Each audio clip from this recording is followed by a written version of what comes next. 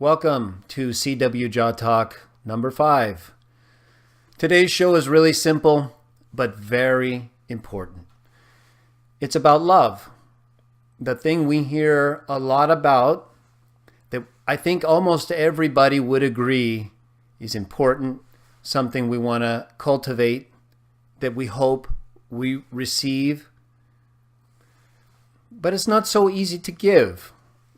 Sometimes it's easy to give with certain people, maybe family. Not always. Some people have a hard time even with family because personalities or environments can make it difficult to bond in certain ways with some types, personality types. But maybe you meet someone and you find in them a suitable mate or person that you can have an association with, a relationship. And so you feel this emotion that you often will refer to as love. And sometimes it is. Or one, what I want to call one part on a spectrum of emotion. We hear often today about how gender is on a spectrum. I'm not going to talk about that. That's not today's topic. You can bring it up if it fits in with love, and then we'll discuss it. We can discuss how to show love for anyone, including people who have different views on gender.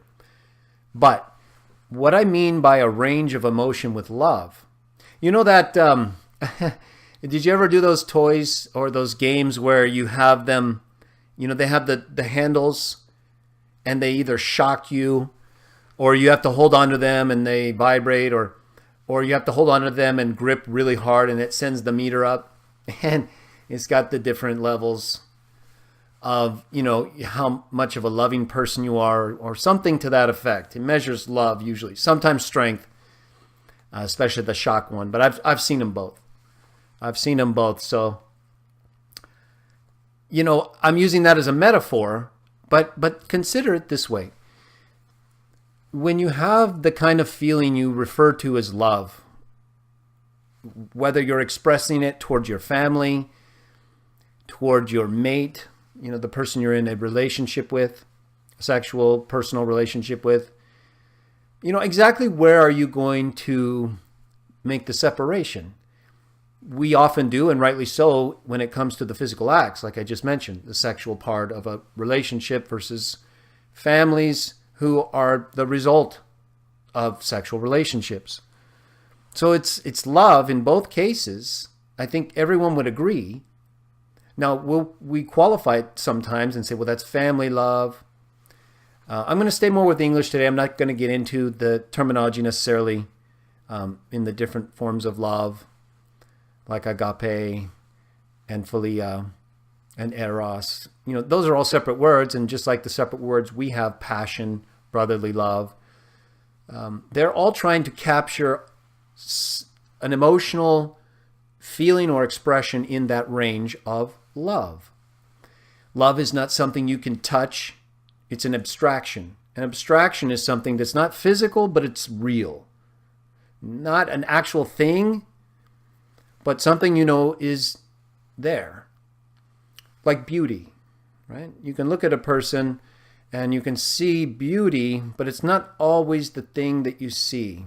It can be everything, the inner person, and the physical parts as well, but the person may change in age and you can still see them as beauty, right? So it's not really a physical thing so much, and love is even less so, but it can be expressed as a physical thing. We can express love, so you can show love. But you can't grab love. You can't go get a cup of love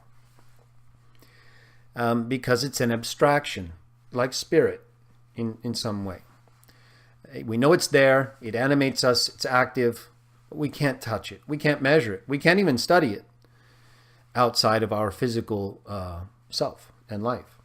So when it comes to love, it can be difficult, I think, to pinpoint when you try what you mean exactly in terms of, well, I mean this kind of love and that kind of love. So I usually don't even try.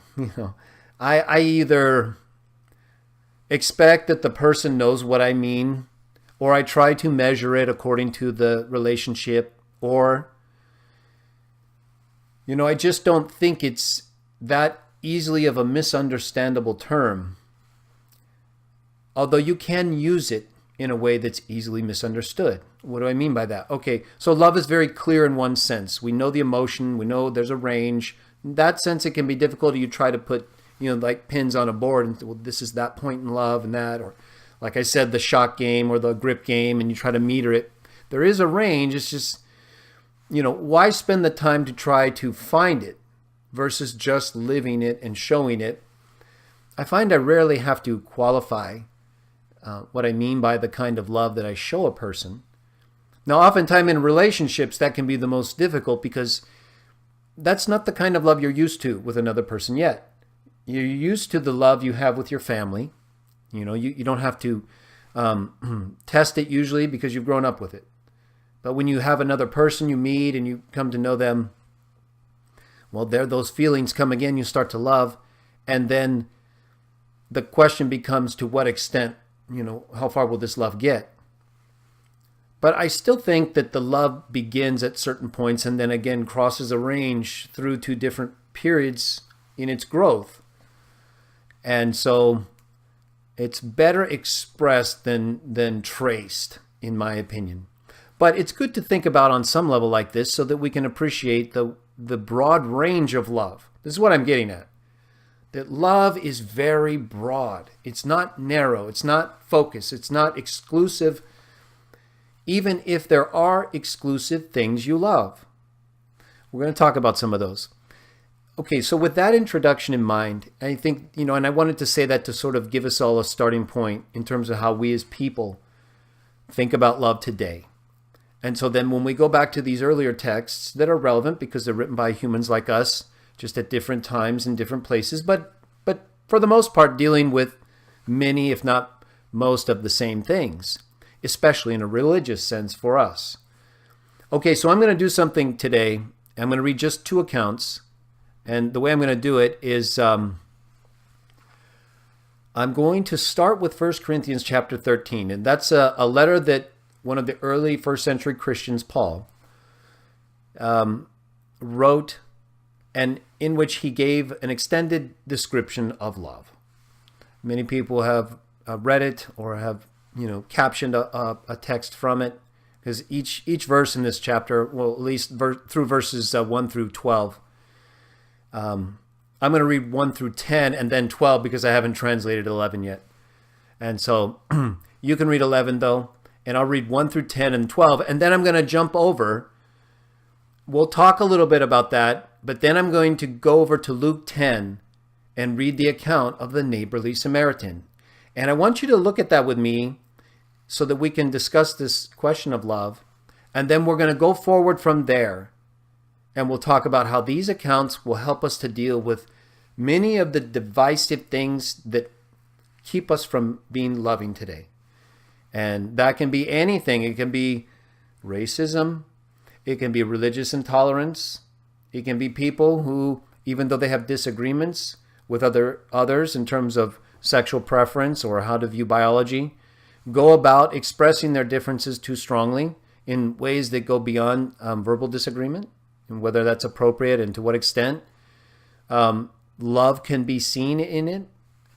So let me get right to these accounts, and then we'll try to make sense of them as their own material in the context they were written, and then we'll talk about love today. And then feel free to use either of these accounts in anything you say, and I will do it too. Okay, 1 Corinthians chapter 13. If I am speaking with the tongues of men and angels, but if I do not have love, I have become a quality metal instrument, which just makes a lot of noise, or a cymbal without any clear musical sound. And if I have a prophecy, and if I have come to know all of the mysteries and each type of knowledge, and if I have all the faith so as to move mountains, this is Paul talking, but he's referring to what Jesus said. But if I do not have love, I'm ending verse 2 now, then I am absolutely nothing at all. So faith, everything. If you don't have love, really could amount to nothing at all, at least for Paul. And he, of course, we accept as an early Christian who gave up his whole life to do what he did. So he deserves our attention. And now let me pick up in verse 3. I'll try not to comment from here forward, and we'll take in the rest of it completely.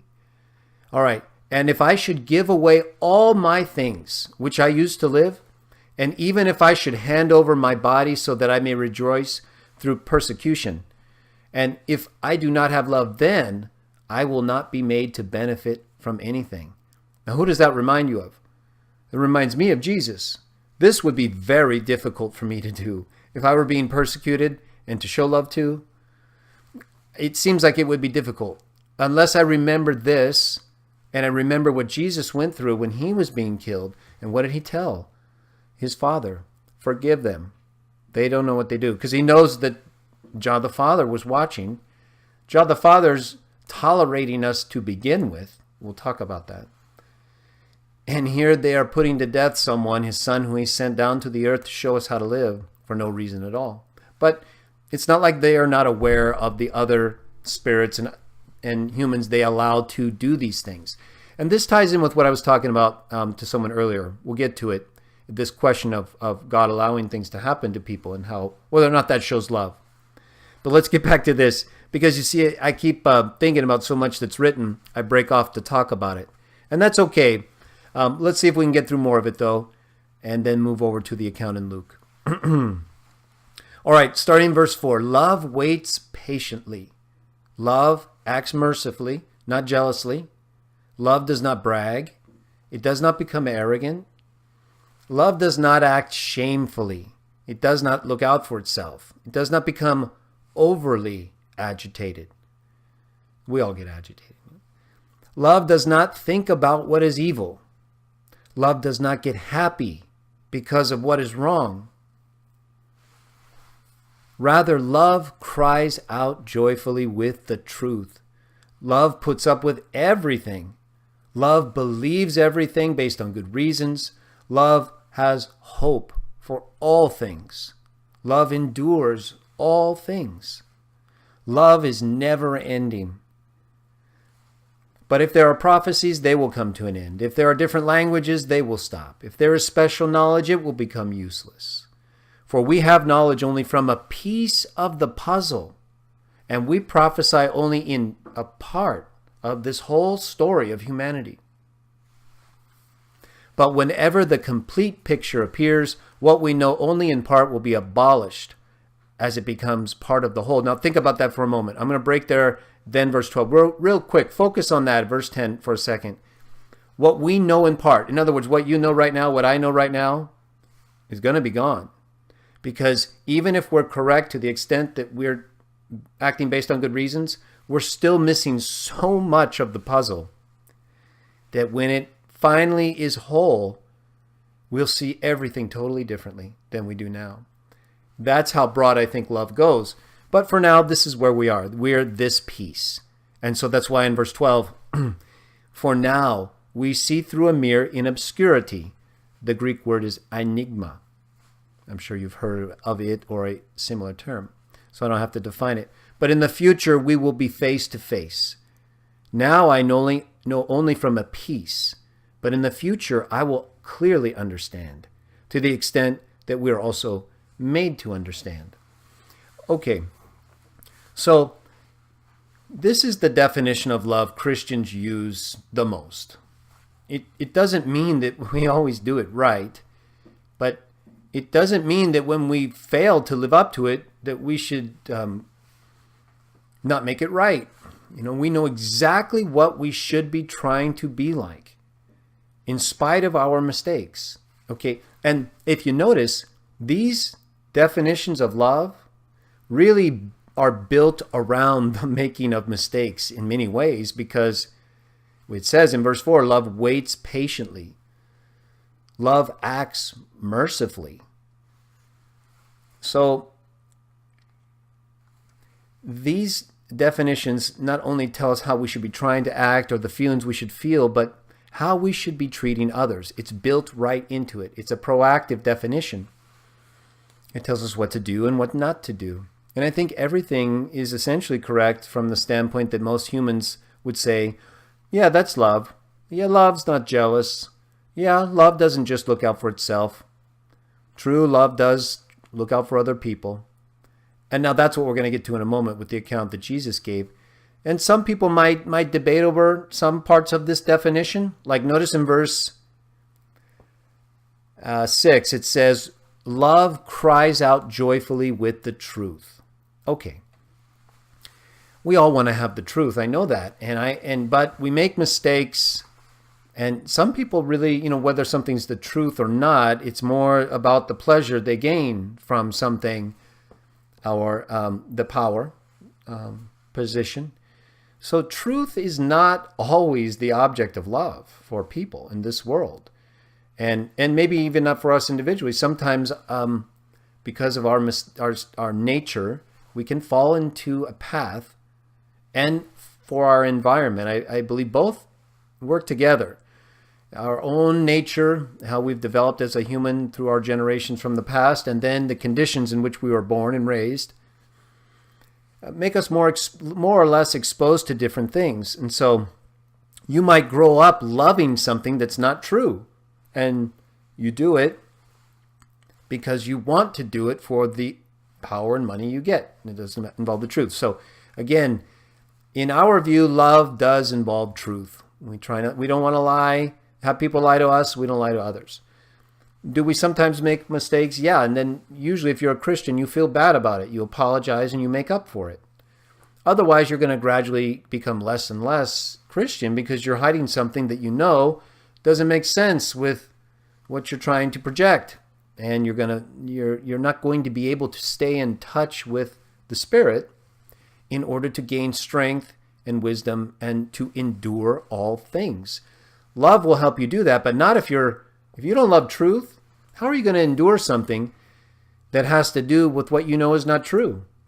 That's going to be an incredibly difficult thing. You'll just have to deny reality, really. And that does happen. So we'll talk about some examples that may get into that line. But you notice here, it's not just these emotional things. It's love for the truth. But that doesn't mean we run around and make everyone feel bad because we think we know the truth. Wouldn't that be arrogant? That'd be the other thing that it says not to do, because it says love is not arrogant. It doesn't become arrogant. You may think you're true. What you are saying is true. You may be right. I may be right. But there's a line we have to watch we don't cross, to where our love for the truth makes us arrogant and therefore blind, right? If we're thinking we're showing love and we're being arrogant, aren't we blind? We're blinding ourselves. We just hope the blind don't lead the blind, right? Okay, now let's move over to this account. And I don't mean, it looks like everyone's hearing perfectly. So let's get through the comparison account. All right, so with that definition, and these shows are meant to be about 45 minutes to an hour. So we'll keep it to that range, and we're doing good on time. I'll get through this account, and then we'll start talking about today and any questions and other more modern applications. Okay, so let's take this definition of love, and let's see how this fits in with this account here. This is a very important account in the Bible, in the book of Luke, who wrote all these things that he compiled from everybody who had experience or knowledge about Jesus and who lived at the same time. He lived during this time. And so starting in chapter 10, verse 25, we're going to read 25 through 37 all the way through. And this time I'm going to try not to stop, because I think the words and the way Jesus handles this, people need to hear more about Jesus talking. When you hear him talk, you're going to see a lot. You're going to see the highest level of wisdom and love. Here it is. So Luke chapter 10, verse 25. Now remember, we're in the first century. The Jews are Jah's people. They have the temple. They have the law. Of course, that doesn't mean they're all following him in the right ways. Now here comes Jesus, born through the line of David. And he has grown up to become conversant with the law. They now know him and are aware of his activity. And so in verse 25, it says, Suddenly, a certain lawyer got up from where he was sitting in order to test Jesus, saying, "Teacher, by doing what will I inherit everlasting life?" Then Jesus said to him, "What has been written in the law? How do you read openly when answering this question?" Then the lawyer answered and said, "You must love Lord Jehovah, your God, from your whole heart and with your whole soul, with all your strength and with all your mind. And you must love your neighbor," or the person close to you, "as yourself." So Jesus said to him, "You answered correctly. Do what you just said, and you will live." But because the lawyer wanted to prove himself righteous, he said to Jesus, "Who is my neighbor?" Okay, now that's really the introduction to the account we're really wanting to deal with today, right? When it comes to love. The two commands we know, and those are two of our three things right there. You had Jesus, that's all of them. Now let's get into the part where we're going to apply this account about love. Okay, so then Jesus says, or it says in verse 30, after thinking for a moment, Jesus said, "A certain man came down from Jerusalem into Jericho, and he came into contact with a group of robbers, who took his clothes and who struck him repeatedly before they left, leaving the man half dead. It just so happened there was a certain priest coming down along that same road, but after seeing the man who was attacked, the priest passed him on the other side of the street. Similarly, a Levite also came by that place, and after seeing the injured man, he too passed him on the other side of the street. However, a certain traveling Samaritan came upon the injured man, and after seeing him, the Samaritan felt sorry for him. So the Samaritan approached him and dressed his wounds with bandages, even pouring olive oil and wine on them. After which the Samaritan placed the injured man on his own riding animal, and he took him to a lodging place, and he cared for him. Then on the next day the Samaritan took out 2 days' worth of labor wages, and he gave it to the lodge manager, and he said, "Look after him, and should his needs come to more than what I have paid you already, upon my return I will pay you back." Who of these three, Jesus says in verse 36, now he's talking back to the lawyer. Who of these three does it seem to you has come to be a neighbor of the one who came into contact with the robbers? So here you have a Jewish lawyer. And again, Jesus was a Jew. Most of the Christians in the first century were Jews. I'm talking about, when I speak in a negative way, the Jews who are talking here. So the Jews in this setting most likely did not care much for Samaritans, okay, to put it nicely. So here in Jesus' illustration to a Jewish lawyer, he's telling him that two Jewish religious persons, passed by the man who was beaten up and left on the side of the road, but that the Samaritan, the person belonging to the race that the Jews at that time, to put it mildly, didn't care for, came over to him and took care of him. The man, I believe he's probably a Jew, the person who was beaten. He's coming from Jericho, but it doesn't say for sure. Either way, we're talking about the actions and in some sense also the way that racism can blind you to doing the thing you actually say you believe is right. Who believes that the Levite or the priest who passed over on the other side wouldn't have said that you should help a person who's beaten like that? Take them out of the setting where they're actually dealing with it. If you just ask them separately, they would both say, "Of course, you help that man, you take care of him. Oh yeah." So it's just like what Jesus said, you do not as they say, but as they do. Because they will say one thing, but when it comes to doing it, they don't. There are people like that. There are some who are like that, but that change. Remember Peter? Okay, so here we have Peter denied Jesus himself. You could say he passed over on the other side of the road 3 times and left Jesus there to be beaten and tortured and killed. That did not stop Jesus from accepting him and his repentance and using him to help other people. Peter even continued to have problems with racism. The book of Galatians, written by Paul, a Jew, talks about how when he saw Peter and other Jews discriminating against the Gentiles, these were all supposed to be Christians or those, accepting Jesus, not following the law of Moses necessarily, maybe some. Peter was certainly influenced to be more preferential to his ethnicity. And you can kind of understand that, right? I mean, it's not so big of a leap to see that Peter might have, have had a greater draw toward those of his own race.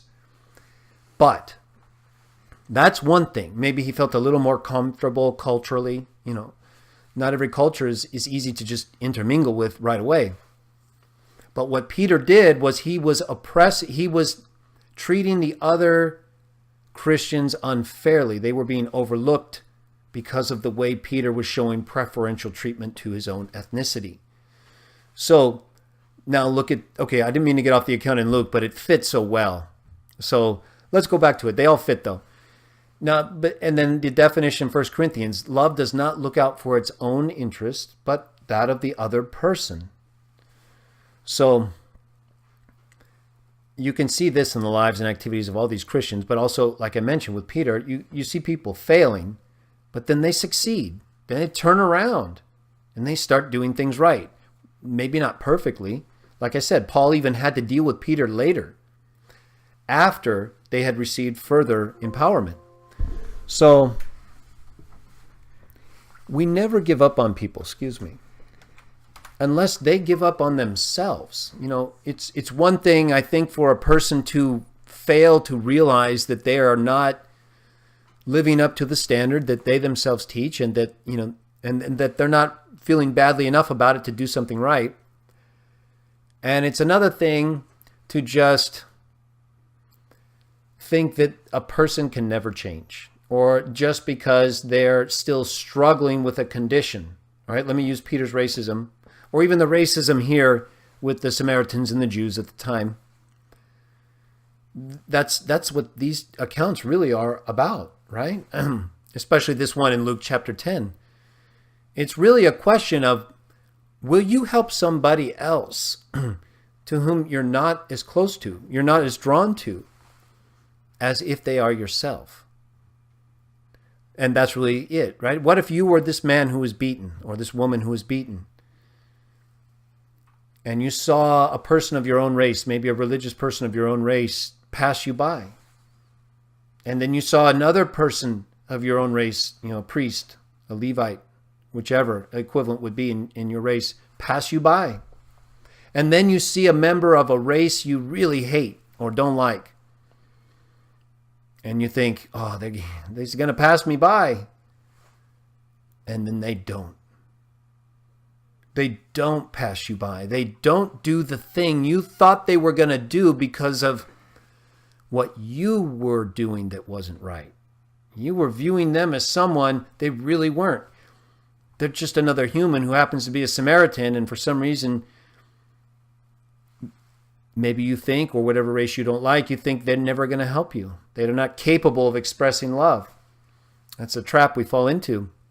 Because when you can be divided, when you can be contained in terms of separation, you love only your race, well, then your love can be controlled.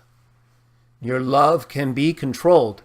And that's exactly what Jesus is talking about here. It's not that the priest and the Levite didn't have love, right? I mean, that'd be kind of crazy to think that they would have attained those positions and never shown some kind of love. But they allowed their love to be controlled because it was divided. It was separated by their ethnicity. Oh, and so today, we have that issue, the racial issue. It controls our love. Oftentimes it does. Very powerful tool, simple tool, but one I think the evil spirits and evil humans love because it's effective. It can control a lot of people. Think of how much control is exercised through things like racism or even things like sexual identity. And let's talk a little bit about that, because while we don't often see people beaten and lying on the road, and maybe you do where you live sometimes, but there are other ways. Okay, so let's take what we read here and let me stimulate some discussion or talk about some things I've spoken with you, some of you elsewhere. Okay, so let's say we have today, I'm a heterosexual man, but I'm very, I am accepting of people. My religious view is that we were made to have sex according to our design, according to our actual physical features and functions. That each body part has a feature and a function that has a use, and when put to its proper use has an effect. And of course, like anything else, things can be misused. And so let's talk about how we can show love to people who have a different view of sex. And the reason I'm choosing that is because it's a big issue today. And by this, I mean also the whole gender, everything. And this is about love. So how can I, as a Christian, show love, for example?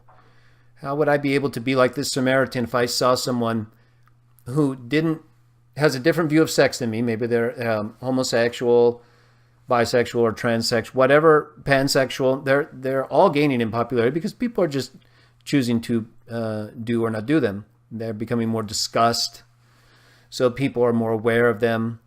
I'm not going to get into the differences, really. I think everyone knows, what a heterosexual, hetero is from the Greek word other. So when you're a heterosexual, you're a person who has sex with the other sex or other gender. And so it presumes a binary gender, male, female. We believe that. That's how the Bible says we were made. There really are only two genders in that way. I realize people believe in some kind of spectrum today, but there's really no evidence for that. Certainly not that I'm aware of. Now, some people have shared with me certain things that I'm going to read, and I'm always willing to consider things.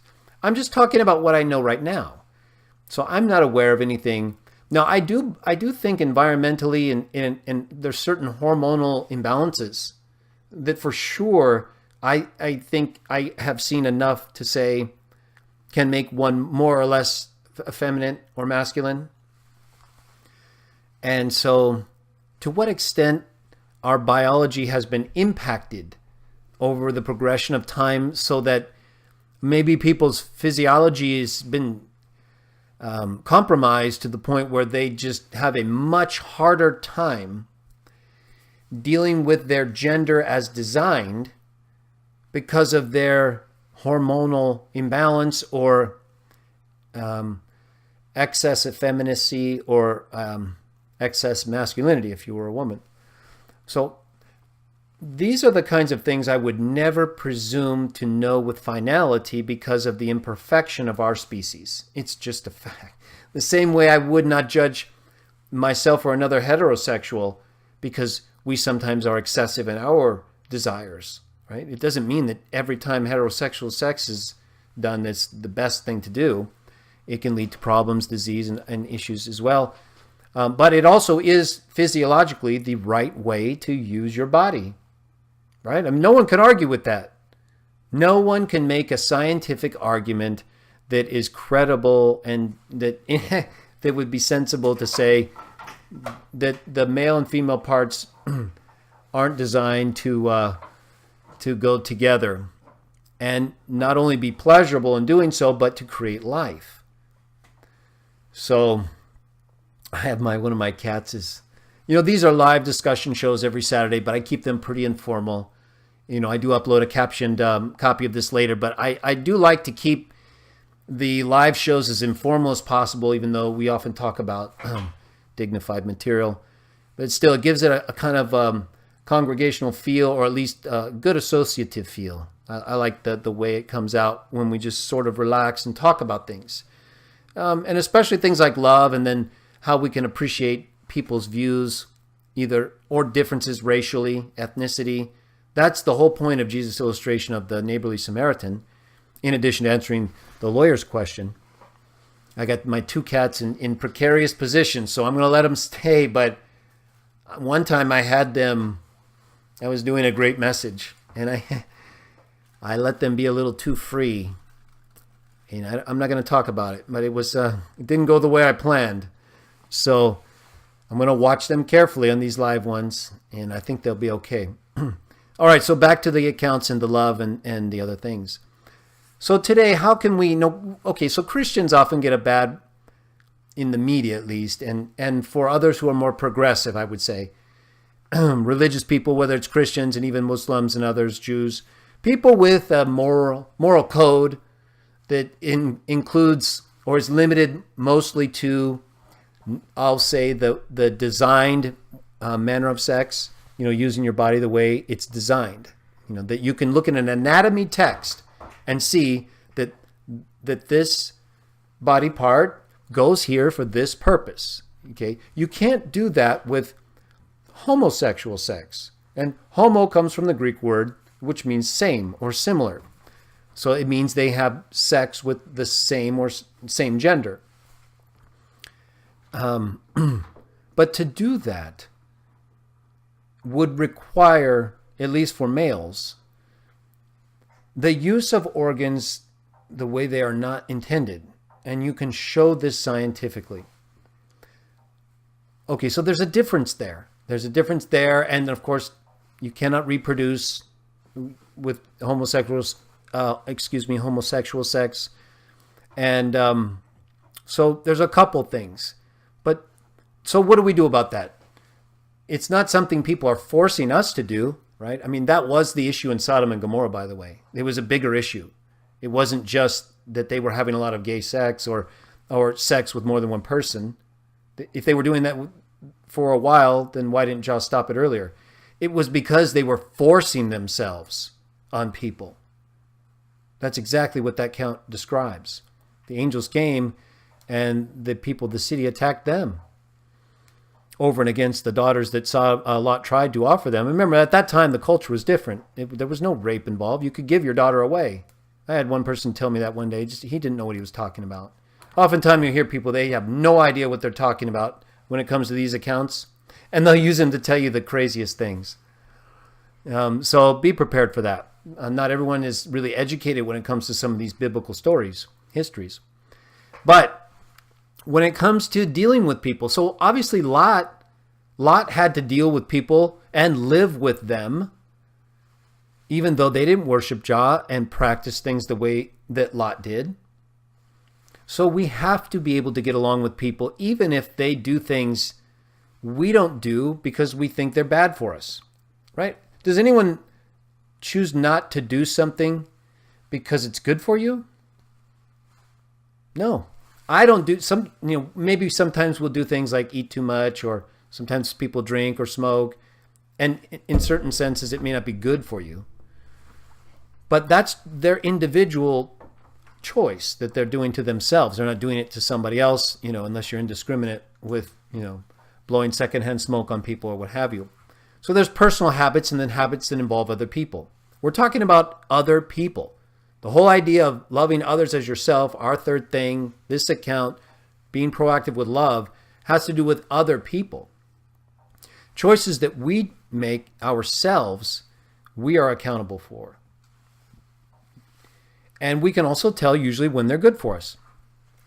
So if people choose to live a life that we don't think is good to live because we don't do it, unless they're hurting somebody else against their will, it's not for us to get involved and tell them they have to stop doing something because we think it's bad for them. They're smart. People can tell if something's bad for them, especially if they're doing it. So on the one hand, it is important for us to try to take care of ourselves and not mistreat others. But on the other hand, we have to draw a line and not try to get involved in other people's lives or affairs just because they do something different and they're not hurting anybody. This account here with the Samaritan, someone was getting hurt, right? There was someone who was beaten up and robbed. They took his clothes, left him half dead, it says. Okay, so if I saw a homosexual, a transgender, a pansexual, anybody really, except maybe a really bad criminal or a murderer who was getting caught. But even then, I think we'd have to deal with it situationally. I know for a fact, though, that just because I disagree with somebody sexually, if I saw them being attacked, I would jump in. I'd have to, because that's just the way I think you'd have to be. But then again, I'm not, other people. That's not how two of the people in Jesus' account felt. But I know how I feel, because it's the way I would want someone to treat me. If I were being attacked, let's say a couple homosexuals just didn't like me. They don't care if I'm kind of, accepting of them or not. Let's say they attacked me. And then another homosexual jumped in and tried to stop the other two. See, I would want that. I would want somebody who doesn't really like me necessarily to step in and stop something that's happening that's not loving. That's not the right thing to do just because we have a different point of view. Just because we don't see how to have sex with somebody else the same way.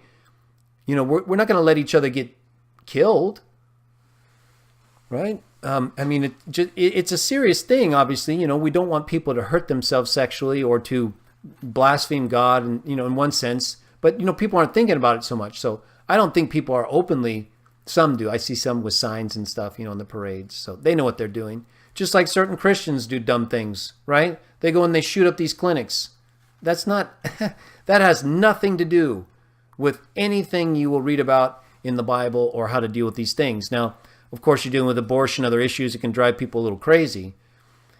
So even there, right? Even there, if we're willing to give people a pass when it comes to things like racism, right, Peter, other people, and this idea being ingrained into us from birth or region because it's easy to use to control us, why wouldn't we use it when it comes to someone who has a different sexual preference?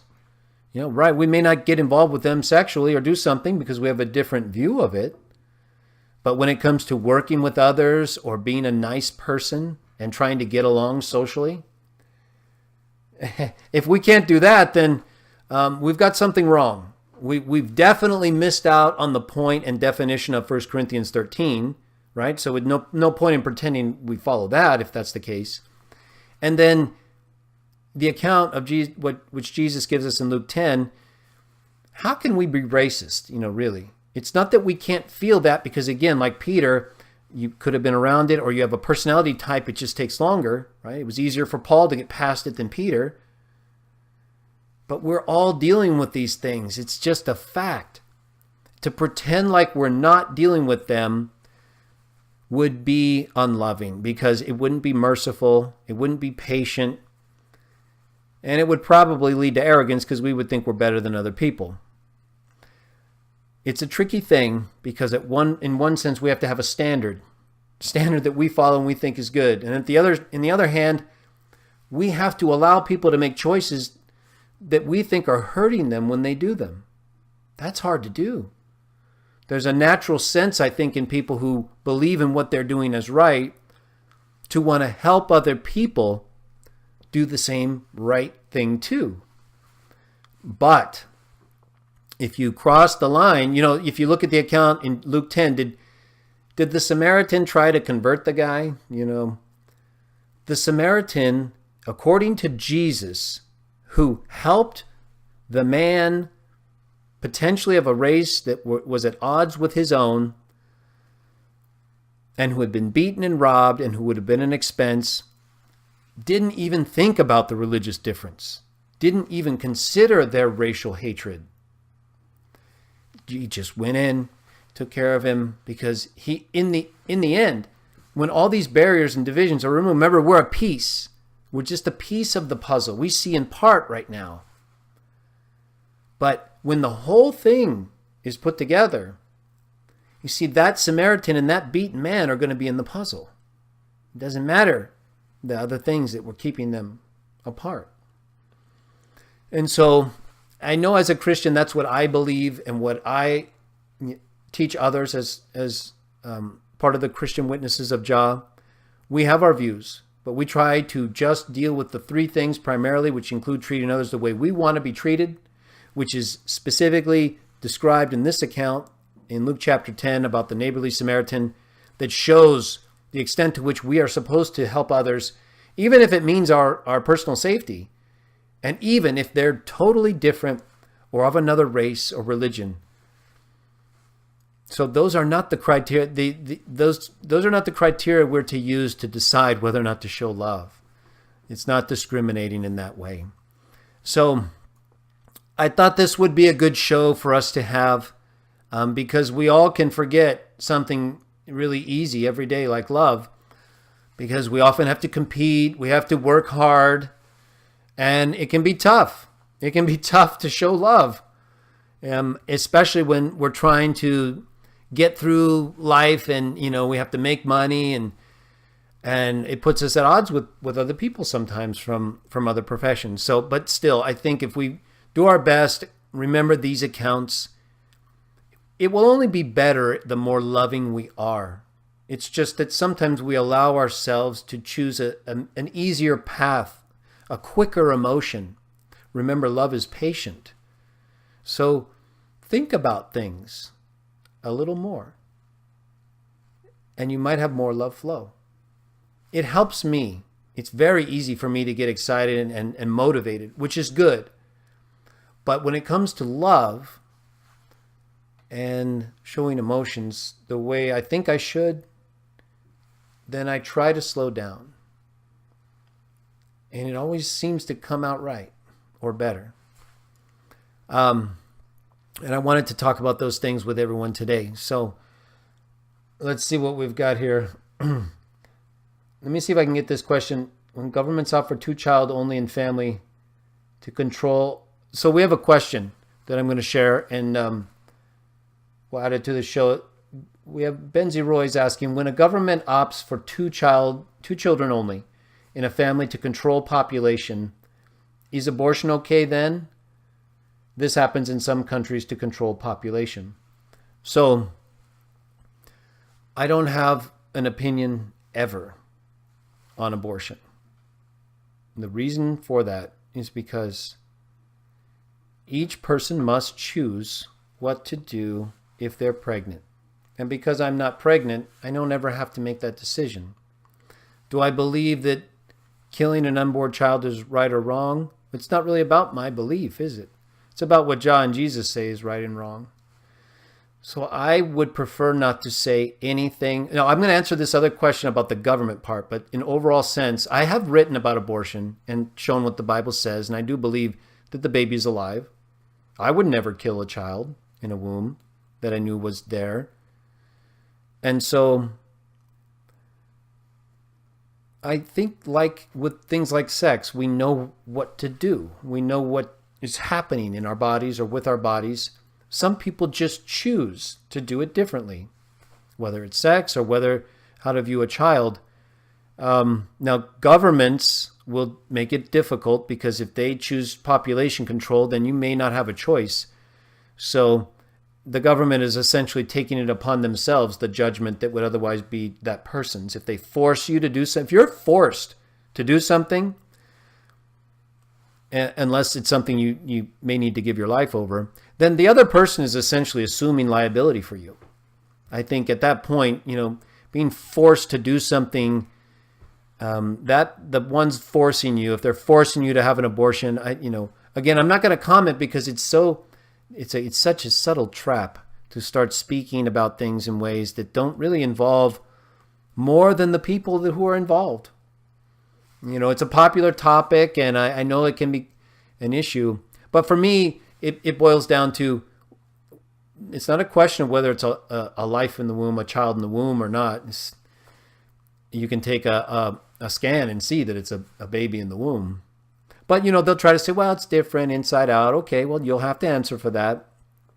But there's no question that if left alone, it will become a human with rights of its own. So at the very least, even the most radical pro-abortion person is essentially saying it's okay to stop what will be an eventual person from living and having rights. So at a minimum, that's what they're saying is okay, and they're going to have to answer for that, because it's too difficult to try to get into people's situations. Other than commenting on how governments, if people want to force you, that's easy, but it's still for Jah to say, right? I don't know to what extent a person is being forced. This is why I hesitate so much to define rules and try to give the impression that this is right or that's wrong. I may have my view, like I said, about abortion.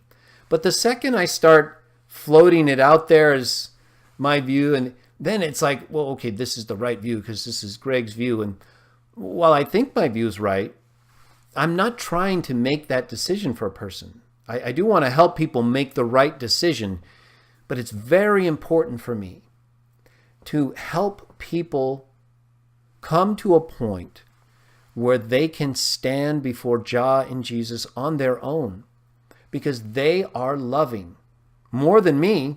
I'm a human, and I do try to be loving, but they made me. They made you and every other loving person you can think of. So if that's the case, and they're letting us continue, and they're letting other people who don't show love continue, and they're being punished and eventually they die, but they're even letting them benefit. Like Jesus says, Jah makes the sun set and rise, even on the wicked. So there's a condition that we're all facing that is just difficult as it unfolds. It involves a lot of conflict because on the one hand, like Paul says, we want to do this, but on the other hand, we find ourselves doing that. Well, then we have a choice. Either change and try to do better, help other people, even if we're struggling, or just totally give in and become a disaster. I thought about this a long time ago, and I realized, I may not be doing everything right now, but that's not a reason to go ahead and start doing more wrong. In fact, it was a reason to keep doing right, so I didn't totally become lost in a way I couldn't see correctly how to get through life. So I'm never a believer or a proponent in stopping doing what you know is right, even if you're having a difficulty doing something wrong. That's why I said the other day, a person can be struggling with different issues, but how do you feel afterward? Are you promoting that as the right way to be, or are you just trying to deal with it and internalize it and then become better, like we all are in different ways? So while we can't promote things that we can show are wrong, right? I can't promote homosexuality. That doesn't mean I don't love the people who are gay or I don't understand or wouldn't work with or accept them. That would be against the very definition of love I claim to believe, right? And if I'm going against what I claim to believe about love, what would that be? That would be what Jesus was talking about in Luke chapter 10, the priest and the Levite, who we all know knew the law and knew to show love in these ways. Jesus said that was the whole point of the law. But they didn't. When it came down to it, when it came to the time where those things needed to be shown, they crossed over. So that's not what I want to be like. I want to be the one who reacts and tries to help, because you may need it someday. You may need the one who you hate or who hates you to say, wait a minute, that's not about these divisions and barriers that people have set up. There's another human right there, and they need help. I don't know who it is. I don't, but I could kind of maybe tell they're, this race or that, but they're in such a bad condition. I feel compelled and compassion to help them. That's love. See, if you can do that to any other person, whether they're not the same, have the same sexual preference as you, whether they worship nothing, whether they are blasphemers or just don't care about God or maybe even prefer the devil. Either way, it doesn't change the fact that we're human, that we all make mistakes, and that sometimes, we may seem like we're your enemy. But maybe that's not really the case. Maybe it's an artificial line that's been made that we're just abiding by for no real good reason. So to the extent that we can still work with each other and help each other, especially if you're in need like this person, but without compromising our own beliefs, right? It doesn't say that the Samaritan then went up to Jerusalem and started worshiping, even though that's what, we believe he should have done, right? We believe what Jesus said, that the Jews were the ones who worshiped correctly and that the Samaritans worshiped on their own mountain. They had their own temple. So think about that. So it's not like the Samaritan all of a sudden started doing the right worship of Jah, but yet the Samaritan, whom Jesus had elsewhere said was not worshiping the Father correctly, was the one he used as his example for how to show love.